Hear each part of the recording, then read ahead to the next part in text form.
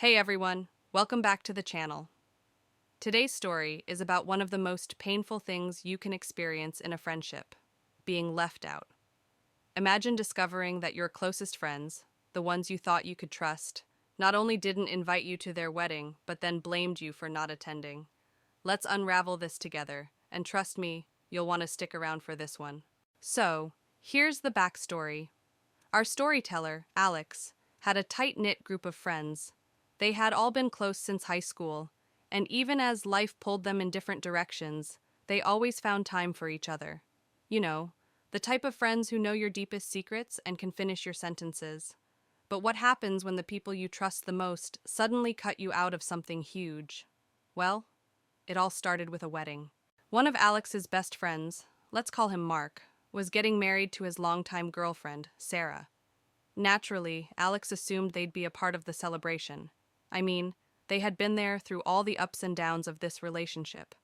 From Mark's cheesy proposal rehearsal to the dramatic, almost breakup that happened a year ago, Alex saw it all.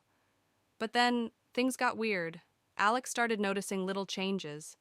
Normally, they would all hang out every weekend, catch up on life, vent about work, the usual stuff. But now, the conversations became more guarded. You know how you can sense when people are hiding something?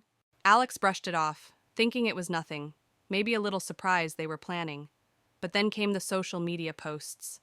Suddenly, Sarah and Mark's Instagram was flooded with wedding prep. Sarah trying on dresses, the groomsmen out picking suits, the bridal party celebrating at a weekend getaway. And through all of this, Alex hadn't gotten a single message. It was like being slowly erased from the story of your own life. And if you've ever been left out by the people you care about most, you know exactly how heavy that feels. Eventually, it was obvious to Alex that something was up. They reached out casually, trying to gauge if the friends were maybe just swamped with wedding plans. But every time they asked, they'd get the same vague responses.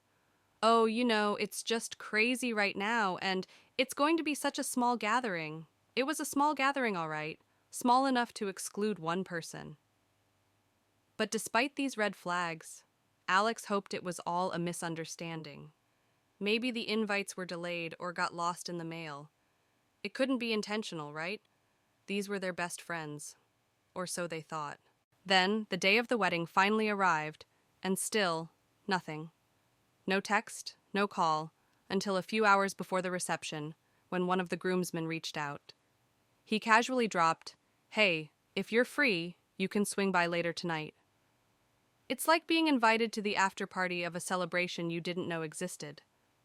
Alex was crushed. Not only was there no formal invite, but now they were expected to just show up like it didn't matter. After hours of wondering and waiting, that was the grand gesture, a text message, with a serious tone. At that moment, Alex decided it wasn't worth it. They couldn't bring themselves to crash a wedding they were never really welcome to, and to be honest, who could blame them? But the real shocker came later.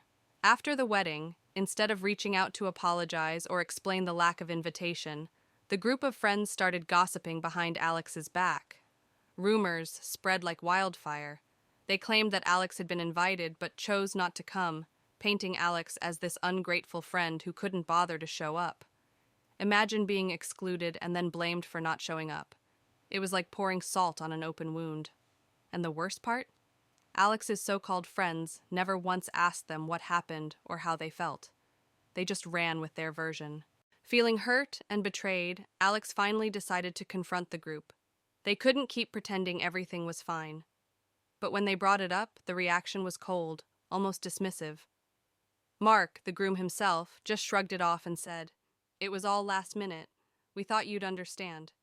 And to make matters worse, Sarah, the bride, added, "It's not like you made much of an effort to be part of it anyway." Seriously? Alex was stunned. How could they make an effort when they were actively being left out of everything? It was like talking to a wall of indifference, and it became painfully clear that these people were not the friends Alex thought they were. After that conversation, Alex decided to walk away from the group. Sometimes holding on to toxic friendships does more harm than good, and while it was hard to let go, Alex knew that staying friends with people who would treat them this way was not worth the pain. And the worst part? They never apologized. Not once. They all just moved on like nothing happened, leaving Alex to pick up the pieces of a friendship that had clearly run its course. So, what's the takeaway here? It's simple. Sometimes the people you think are closest to you might not have your best interests at heart, and when they show you who they are, believe them. Alex's story is a reminder to value the people who value you and to let go of those who don't. What do you think, though? Was Alex right to walk away, or should they have attended the wedding to prove a point? Let me know your thoughts down in the comments. If you enjoyed today's story, don't forget to give it a thumbs up and subscribe to the channel for more of these crazy Reddit tales. Trust me, you won't want to miss what we've got coming next. Thanks for watching, and I'll see you in the next one.